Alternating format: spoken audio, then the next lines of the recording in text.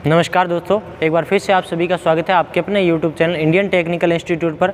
और दोस्तों, अपने जो प्रैक्टिकल की जो सीरीज चल रही है उसी के अंदर अपने एक और प्रैक्टिकल की वीडियो लेके आए, जिसके अंदर जो डीसी जनरेटर है उसके पार्ट यानी कि डीसी मशीन की बात कर लो, चाहे तो डीसी जनरेटर और मोटर की, तो उसमें जितने भी पार्ट अपने यूज़ में आते हैं उन सभी पार्ट के बारे में पूरा का पूरा आपको एक्सप्लेन करके बताने वाले हैं। तो वीडियो को कंप्लीट देखिएगा। तो अगर आप वीडियो कंप्लीट देखेंगे तो आपको जितने भी पार्ट इस मशीन के अंदर है उन सभी के बारे में डिटेल से बताएंगे, उनका क्या काम है, किससे वो बने होते हैं और किस तरीके से वो यूज में आते हैं। इससे आपको दो बेनिफिट हो जाएंगे, एक आपको प्रैक्टिकली चीज़ें समझ में आ जाएगी, दूसरा आपके थियोरेटिकली अगर कोई क्वेश्चन आएगा तो भी आपका क्लियर हो जाएगा। तो इस वीडियो को कंप्लीट देखिएगा। और दूसरा, चैनल पर अगर आप पहली बार आए हुए हैं तो चैनल को सब्सक्राइब कर लीजिएगा, क्योंकि अगर चैनल आपका सब्सक्राइब होगा तो ही इसी तरह की जो आगे आने वाली जो वीडियोज़ हैं उनके नोटिफिकेशन आपको टाइम टू टाइम मिलने वाले हैं। तो चलिए दोस्तों, देखते हैं कि इसके अंदर कौन कौन से पार्ट आपके यूज़ में आते हैं।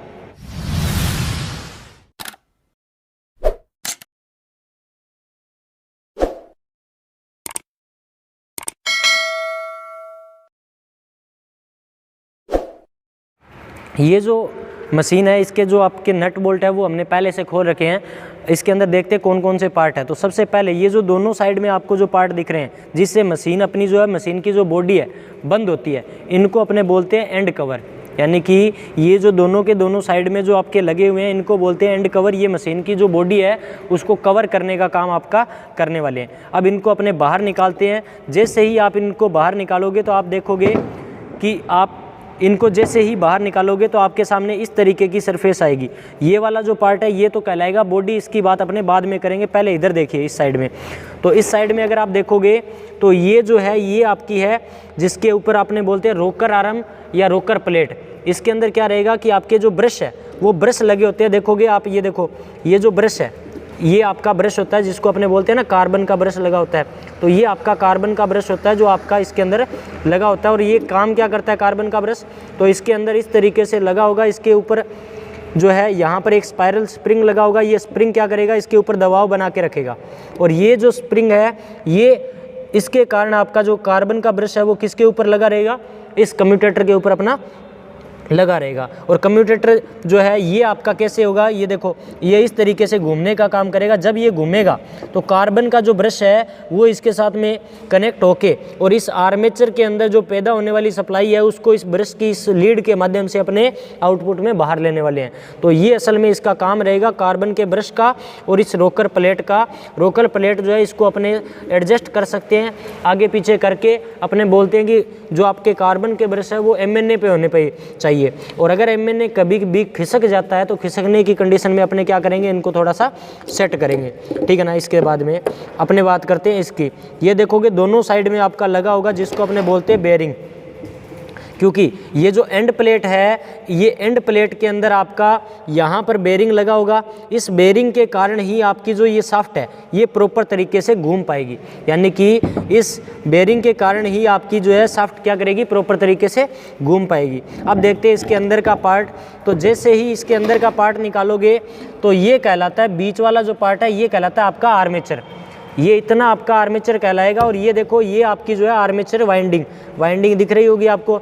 ये आर्मेचर की वाइंडिंग है जो इसके अंदर लगाई हुई है आर्मेचर कोर के अंदर। और आर्मेचर कोर देखो ये आपका, ये आर्मेचर कोर किसका बना हुआ है, तो ये आपका सिलिकॉन स्टील की लेमिनेटेड पत्तियों का बना हुआ है।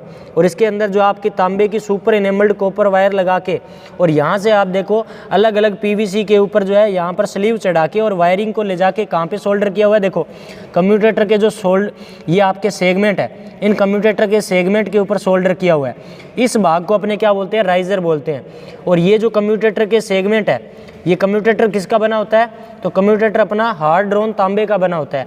और ये देखोगे तो अलग अलग कम्यूटेटर दो सेगमेंट है, इन सेगमेंट के बीच में जो है अबरख या फिर आपका माइका भरा होता है। तो ये जो है ये आपका कम्यूटेटर होता है। और इसके साथ में आर्मेचर की जो वाइंडिंग है उसके सिरे सोल्डर किए होते हैं। और जो भी आपकी डीसी की मोटरें हैं उसकी डीसी की मोटरों के अंदर जो घूमने का काम करने वाले हैं, घूमने का काम कौन करता है, असल में आर्मेचर करता है। असल में डीसी की मोटर जो है या फिर जनरेटर आपका, उसके अंदर घूमने का काम कौन करेगा, तो डीसी की मोटर के अंदर घूमने का काम आर्मेचर करेगा। अब ये आर्मेचर आपका सही है, इसकी वाइंडिंग सही है या नहीं है, इसके बारे में आपको हम जो है इसका एक और वीडियो अपलोड करेंगे जिसके अंदर अपने ग्राउलर से इसकी टेस्टिंग करेंगे कि आर्मेचर के अंदर ओपन सर्किट, शॉर्ट सर्किट या कंटिन्यूटी जो है वो दोष है या फिर नहीं है। तो उसकी बात अपने टेस्टिंग करेंगे तब अपने करने वाले हैं। अब देखिए इस डीसी की मशीन की बॉडी की बात करते हैं। तो इस डीसी की मशीन की बॉडी के अंदर अगर आप देखोगे तो यहाँ पर आपके इस जगह पे फील्ड वाइंडिंग स्थापित की हुई है। अंदर यहाँ पर फील्ड वाइंडिंग स्थापित की हुई है और अंदर की तरफ आप देखोगे तो यहाँ पर पोल और पोल शू स्थापित किया हुआ है। पोल और पोल शू जो है ये स्थापित किया हुआ है। ये फैब्रिकेटेड आपका पोल हो सकता है या फिर आपका मोल्डेड पोल हो सकता है। यानी कि ये कई बार तो क्या होता है, जब बॉडी बनाते हैं ना उस टाइम बॉडी के साथ में ही आपका पोल बना के और आता है। और कई बार क्या होता है कि अलग से पोल बना देते हैं और फिर देखो नट से इसको क्या कर देते हैं, कस देते हैं। तो कई बार तो बॉडी के साथ में आता है बना हुआ और कई बार क्या होता है इसके साथ में यहाँ पर अपने नट से अलग से कसते हैं। तो दो काम इसके होते हैं। अब फील्ड वाइंडिंग जो होती है इसको अपने देखो यहाँ पर बाहर की तरफ टर्मिनल निकाल रखे हैं। ये रे फील्ड वाइंडिंग के अलग से टर्मिनल निकाल रखे हैं। ये टर्मिनलों को अपने कई बार क्या होता है, जनरेटर जो होता है उसके अंदर भी फील्ड वाइंडिंग को अपने सप्लाई देते हैं और अपनी जो मोटर होती है उसको भी अपने फील्ड वाइंडिंग को सप्लाई देते हैं। तो अब अपने ऊपर डिपेंड करता है कि फील्ड वाइंडिंग को जो है सप्लाई देने के लिए टर्मिनलों का कनेक्शन करते हैं तो बाहर से कनेक्शन करते हैं। तो यहाँ पर आपका इस जगह पे टर्मिनल बॉक्स आ जाएगा जिसमें आर्मेचर के जो इसके जो 2 पॉइंट होंगे, जो आपकी कार्बन के ब्रशों के जो 2 पॉइंट आएंगे ना, उनको भी अंदर से क्या करेंगे, यहाँ से 2 बाहर निकाल लेंगे और 2 सिरे इसके हो जाएंगे, 2 सिरे इसके हो जाएंगे। तो ये जो है 4 सिरे वाला अगर जनरेटर है तो इसका मतलब ये कौन सा जनरेटर हो गया, ये आपका शंट जनरेटर हो गया। या तो ये शंट मोटर हो सकती है या शंट जनरेटर हो सकता है। तो ये आपके इस डीसी मोटर के पार्ट है। मेनली ये आपकी बेड प्लेट है जिससे अपने फाउंडेशन में कसते हैं। ऊपर की तरफ आई बोल्ट हो सकता है इसको उठाने के लिए। ये मेनली इतने पार्ट आपके डीसी की मशीन के अंदर या डीसी की मोटर या डीसी जनरेटर के अंदर कह सकते हो होते हैं।